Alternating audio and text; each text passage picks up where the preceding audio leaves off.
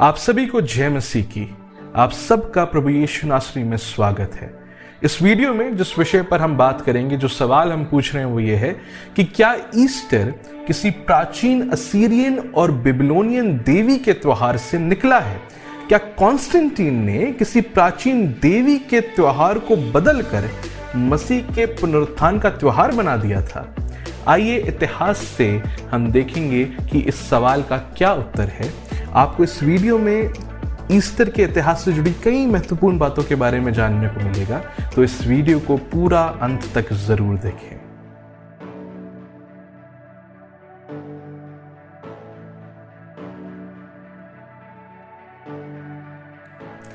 आपने इंटरनेट पर यह तस्वीर सर्कुलेट होती हुई देखी होगी। जब भी ईस्टर का त्योहार नजदीक आता है तब काफी सारे लोग इस तस्वीर को शेयर करते हैं और काफी सारे लोगों को मैंने इस पर प्रचार करता हुआ भी देखा है। इस तस्वीर में कुछ बातें लिखी हुई हैं जिनको मैंने हिंदी में ट्रांसलेट करा है। कुछ दावे हैं जो मैं आपके सामने पढ़कर आपको सुनाना चाहूंगा। सबसे पहला दावा यह है कि ईस्टर मूल रूप से प्रजनन और सेक्स की असीरियन और बेबीलोनियन देवी इश्तार का उत्सव था। उसके प्रतीक जैसे अंडे और खरगोश प्रजनन क्षमता और सेक्स के प्रतीक थे और अब भी हैं। कॉन्स्टेंटीन का साम्राज्य को ईसाई बनाने के निर्णय लेने के बाद ईस्टर को यीशु के पुनरुत्थान के उत्सव में बदल दिया गया, लेकिन अपनी जड़ों में ईस्टर जो आप इश्तार का उच्चारण है पूरी तरह से प्रजनन क्षमता और सेक्स का जश्न मनाने के बारे में है। तो मेरे प्रियो, क्या ये दावे सच्चे हैं? आइए इन दावों की सच्चाई को जांचें।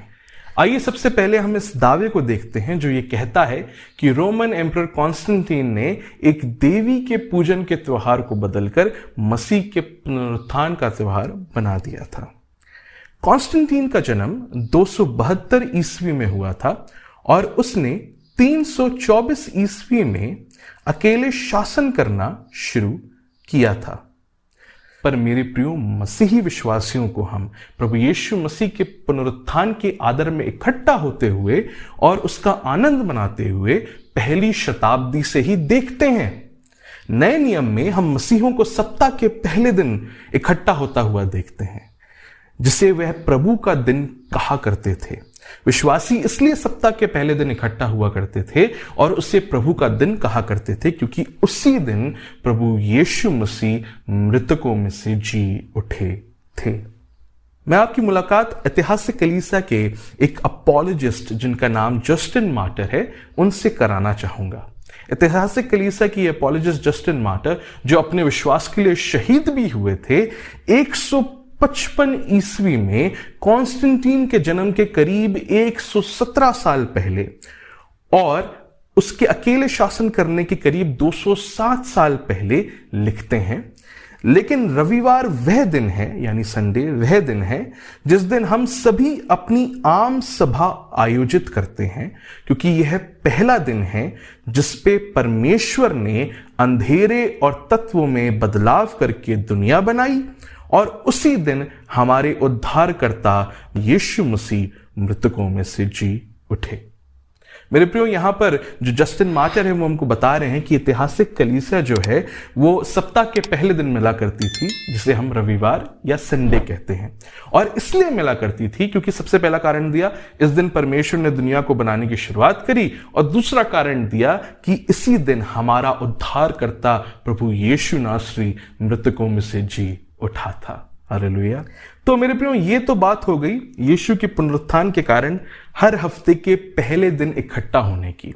अब हम बात करते हैं साल में एक बार, यानी एनुअली सालाना यीशु के पुनरुत्थान को स्पेशली सेलिब्रेट करने के दिन की। Encyclopedia of Easter, carnival and lent, जिसे तानिया गुलेविक ने लिखा है, उनके अनुसार इतिहासकारों का मानना है कि सबसे पहला ईस्टर उत्सव दूसरी शताब्दी के मध्य में हुआ था, जब मसीहों ने यीशु के क्रूस पर चढ़ने और पुनरुत्थान की सालाना वर्षगांठ मनानी शुरू की थी।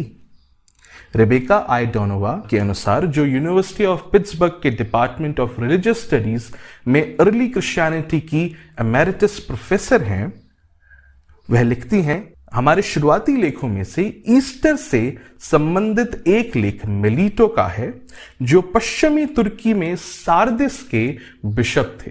उन्होंने एक उपदेश ऑन द पास्का लिखा था, जो 160 और 170 ईस्वी के बीच दिया गया था। मेरे प्रियो, मेलीटो ऑफ सार्दिस प्राचीन कलीसिया के एक अहम पासबान थे, जिनकी मैं बहुत इज्जत करता हूं और जिनकी लिखी हुई बातों से मैंने बहुत आशीष पाई है।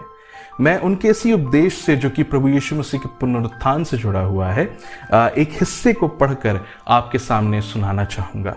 और जब आप इस हिस्से को सुनने जा रहे हैं तो इस बात को रियलाइज करिएगा, मैं चाहता हूं कि आप इस बात को रियलाइज करें कि आप आज से करीब 1844 साल पहले के एक परमेश्वर के दास की आवाज सुनने जा रहे हैं। वो कुछ यूं लिखते हैं, मेरा प्रतिद्वंदी कौन? मैं, वो कहता है, मसीह हूं। मैं वो हूं जिसने मौत को मिटा दिया, शत्रु पर विजय पाई, अधोलोक को रौंद डाला, बलवान को बांध लिया और मनुष्यों को स्वर्ग की ऊंचाइयों तक ले गया। मैं, वो कहता है, मसीह हूं। तो आओ इंसानों के सभी खानदान, तुम जो गुनाहों से कलंकित हो, अपने गुनाहों की माफी हासिल करो। मैं तुम्हारी माफी हूं, मैं तुम्हारे छुटकारे का फसह हूं। मैं वो मेमना हूं जो तुम्हारे लिए कुर्बान किया गया। मैं तुम्हारी छुड़ौती हूं, मैं तुम्हारा प्रकाश हूं, मैं तुम्हारा उद्धार हूं, मैं तुम्हारा पुनरुत्थान हूं, मैं तुम्हारा बादशाह हूं। मैं तुम्हें आसमानों की बुलंदियों तक ले जा रहा हूं। मैं तुम्हें अब्दी बाप दिखाऊंगा। मैं अपने दाएं हाथ से तुम्हें उठाऊंगा। हालेलुया। मेरे प्रियो, कलीसिया के इतिहास में इस उपदेश का प्रचार मेलीटो ऑफ सार्दिस ने, मेलीटो जो सार्दिस की कलीसिया के बिशप थे, पुनरुत्थान दिन के सालाना जश्न के दौरान किया था।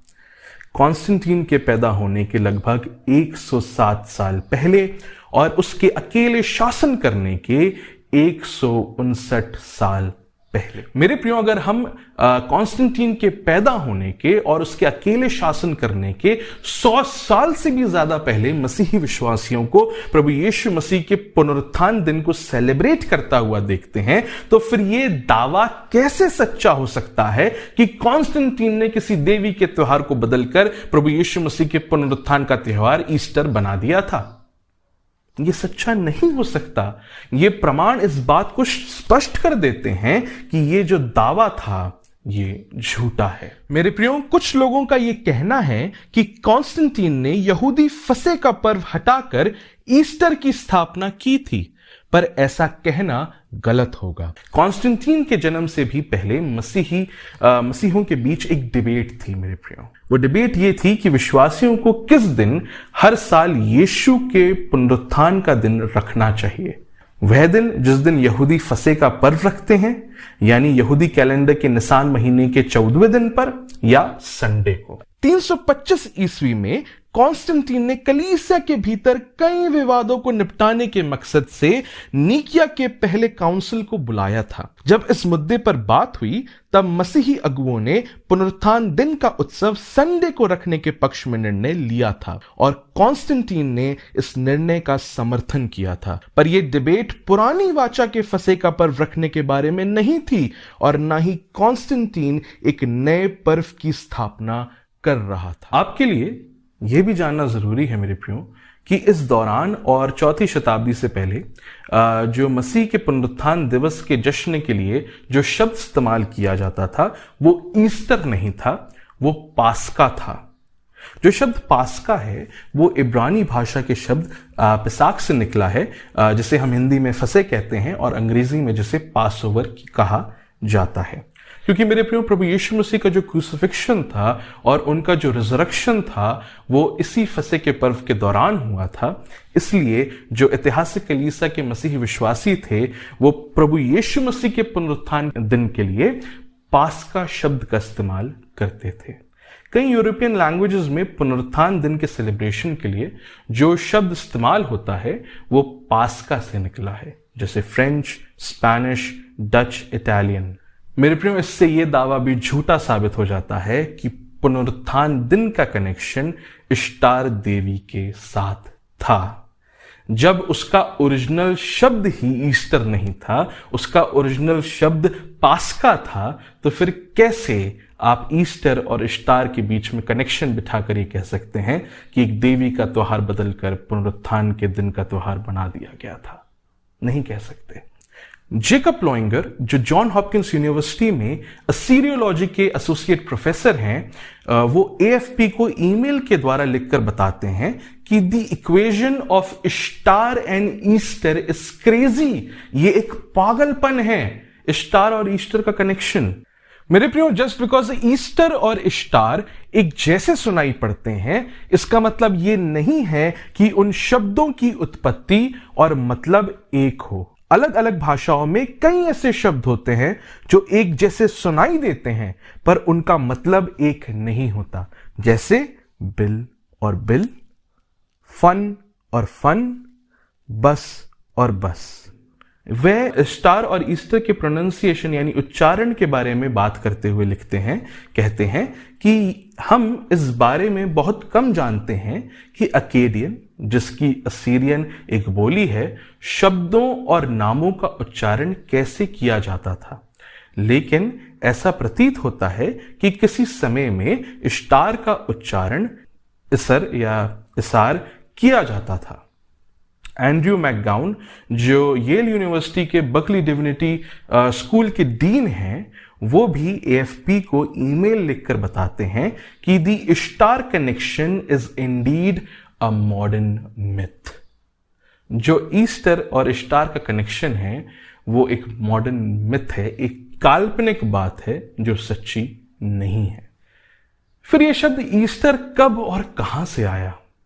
अंग्रेजी के शब्द ईस्टर की उत्पत्ति, जो जर्मन भाषा में ऑस्टिन है, बड़ी अनसर्टेन है। कोई भी पक्के तौर पर यह नहीं कह सकता कि यह शब्द कहां से आया होगा।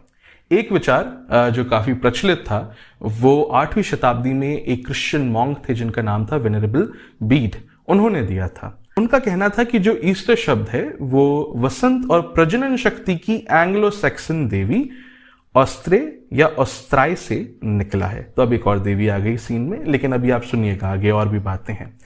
लेकिन बेथ एलिसन बार के अनुसार, जो एक अमेरिकन हिस्टोरियन है और बेलोर यूनिवर्सिटी में हिस्ट्री की प्रोफेसर हैं, उनके मुताबिक वेनरेबल बीड के काम के अलावा किसी अन्य साहित्य में इस देवी का कोई उल्लेख नहीं है, कोई जिक्र नहीं है। केवल वेनरेबल बीड की किताब में हमें इस देवी का जिक्र मिलता है। इसलिए हम ऐसा किसी बुत परस्त देवी के अस्तित्व की पुष्टि करने में असमर्थ हैं। यानी इस देवी का असल में अस्तित्व था या नहीं था, इसकी हम पुष्टि नहीं कर सकते। सबूतों की कमी के कारण यह संभावना नहीं है कि देवी के सम्मान में किसी भी प्रकार का उत्सव अस्तित्व में था। तो मेरे प्रियो, बेथ एलिसन बार के अनुसार हम इस बात की पुष्टि नहीं कर सकते कि जो ईस्टर शब्द है वो इस देवी के नाम से निकला था। आज जो इस शब्द की उत्पत्ति से जुड़ा हुआ विचार प्रचलित है वो ये है कि जो ईस्टर शब्द है, अंग्रेजी का शब्द ईस्टर है, वो ओल्ड हाई जर्मन के शब्द ऑस्टरन से निकला है, जिसका मतलब होता है डॉन यानी भोर। लेकिन मेरे प्रियो, अब एक अहम बात को समझिएगा। कई बार जो जिन शब्दों का हम प्रयोग करते हैं उन शब्दों का मतलब उनकी उत्पत्ति से जुड़ा हुआ नहीं होता। कई बार उनका मतलब हम किस तरीके से आज उनका इस्तेमाल कर रहे हैं इससे जुड़ा हुआ होता है। आप उदाहरण के तौर पे सोचिएगा, कुछ लोग ईस्टर की जगह ये प्रेफर करते हैं कि हम इसे रिजरेक्शन संडे बोलें। अब जो शब्द संडे है जिसे हम बहुत ज्यादा इस्तेमाल करते हैं, वो शब्द भी सूरज के दिन से जुड़ा हुआ है और कई धर्मों में सूरज को देवता की तरह देखा जाता है। तो अब आप क्या ये कहेंगे कि रिजरेक्शन संडे का मतलब ये हुआ कि हम उस सूर्य के देवता के रिजरेक्शन की उपासना करने के लिए इकट्ठा हो रहे हैं? बिल्कुल नहीं। उसी तरीके से अंग्रेजी में हफ्तों के जैसे ये दिन हुए, थर्सडे हो गया और वेडनेसडे हो गया, ये भी नॉर्स मिथोलॉजी के देवताओं के दिनों से जुड़े हुए हैं। जैसे थर्सडे जो है वो थॉर के दिन से जुड़ा हुआ है और वेडनेसडे जो है वो ओडिन के दिन से जुड़ा हुआ है। तो अगर आप थर्सडे को प्रेयर मीटिंग कर रहे हैं या वेडनेसडे को प्रेयर मीटिंग कर रहे हैं, इसका मतलब ये नहीं है कि आप इन देवताओं की उपासना करने के लिए इकट्ठा हो रहे हैं। इसका मतलब बिल्कुल ये नहीं है। तो मेरे प्रियो, अगर आप ईस्टर शब्द का इस्तेमाल नहीं करना चाहते तो बिल्कुल मत करिए, कोई दबाव नहीं है आपके ऊपर। आप रिजरेक्शन संडे का इस्तेमाल करिए या किसी और दिन किसी और शब्द का इस्तेमाल करिए जो आप इस्तेमाल करना चाहते हैं। लेकिन घबराइए नहीं अगर कोई व्यक्ति ईस्टर का भी इस्तेमाल करता है तो वह किसी देवी की उपासना के लिए उस शब्द का इस्तेमाल नहीं कर रहा है। जहां तक बात रही खरगोशों और अंडों की, तो ये दोनों चीजें हमेशा से और हर जगह पुनरुत्थान के दिन के सेलिब्रेशन का हिस्सा नहीं थी। ईस्टर खरगोश का जो सबसे ऐतिहासिक रेफरेंस है वो हमको 1572 में छपी एक जर्मन पुस्तक से मिलता है और सजाए गए ईस्टर एग्स का सबसे पहला रेफरेंस हमको 1290 से मिलता है। ईस्टर एग से संबंधित शुरुआती ऐतिहासिक रिकॉर्ड इस तरफ इशारा करते हैं कि उन्हें उपहार के रूप में दिया जाता था, किसी देवी की पूजा के लिए इस्तेमाल नहीं किया जाता था, जो ईस्टर एग्स का जो रेफरेंस है। हालांकि इस बात की संभावना है कि दूसरे धर्मों में अंडों का और खरगोशों का इस्तेमाल किया जाता होगा प्रजनन शक्ति और इन चीज़ों को दर्शाने के लिए, लेकिन मसीही लोग इन चीज़ों का इस्तेमाल इसलिए नहीं करते हैं। बहुत से लोग मीट को अपनी देवी देवताओं को चढ़ाते हैं। तो क्या अगर मसीही विश्वासी इकट्ठा होकर संडे सर्विस के बाद मीट को खाते हैं तो क्या फिर वो किसी देवता की उपासना कर रहे हैं? तो उसी तरीके से अगर मसीही विश्वासी डॉन सर्विस में अंडे को खा रहे हैं तो इसका मतलब ये नहीं है कि वो किसी देवी की उपासना कर रहे हैं। तो प्लीज इन चीजों को अपने दिमाग में रखें। आप कहीं पर इन सजावटों को देखते हैं तो ये मत सोचिएगा कि वो किसी देवी की उपासना में की जा रही है, और अगर आप नहीं करना चाहते हैं तो बिल्कुल मत करिएगा इन सजावटों को। आप टोटली स्वतंत्र हैं इन चीजों के लिए। ओके, जहां तक बात रही ईस्टर को सेलिब्रेट करने की, तो आप स्वतंत्र हैं, आप चुनाव कर सकते हैं। बाइबल हमको नहीं कहती कि आपको सालाना तौर पर किसी एक दिन को अलग करके प्रभु यीशु मसीह के पुनरुत्थान को सेलिब्रेट करना है। लेकिन मेरे प्रियो, इस बात को हमेशा याद रखिएगा कि प्रभु यीशु मसीह के पुनरुत्थान के लिए हमें प्रतिदिन परमेश्वर के सामने धन्यवादित होने की जरूरत है। हालेलुया। मसीह के क्रूसिफिक्शन के द्वारा, उसके क्रूस की कुर्बानी के द्वारा हमारे अपराध क्षमा होते हैं। हालेलुया। हम परमेश्वर के क्रोध से बचते हैं क्योंकि वो मारा गया, गाड़ा गया और मृतकों में से तीसरे दिन फिर जी उठा। उसके जी उठने के द्वारा हम धर्मी ठहरते हैं। तो मेरे प्रियो, अगर आपने यीशु पर विश्वास नहीं करा है तो मैं आपसे निवेदन करूंगा, अपने गुनाहों की क्षमा को मांगे और मुंह से अंगीकार करें कि यीशु प्रभु है, जिसे परमेश्वर ने मृतकों में से जी उठाया। तो आप निश्चय जानिए, आप उद्धार पाएंगे, अपने पापों की क्षमा को पाएंगे और परमेश्वर के राज में प्रवेश करेंगे। मेरे प्रियो, अगर आपको ये वीडियो अच्छी लगी हो तो इसे लाइक करें, शेयर करें और चैनल को सब्सक्राइब करें, और अपने विचारों को, अपने थॉट्स को मैं आपसे निवेदन करूंगा कि कमेंट सेक्शन में बिल्कुल शेयर करें। इस चैनल पर और भी कई सारी वीडियोस हैं, तो उन्हें चेक करना ना भूलिएगा। परमेश्वर आप सबको बरकत और आशीष दे। Praise the Lord.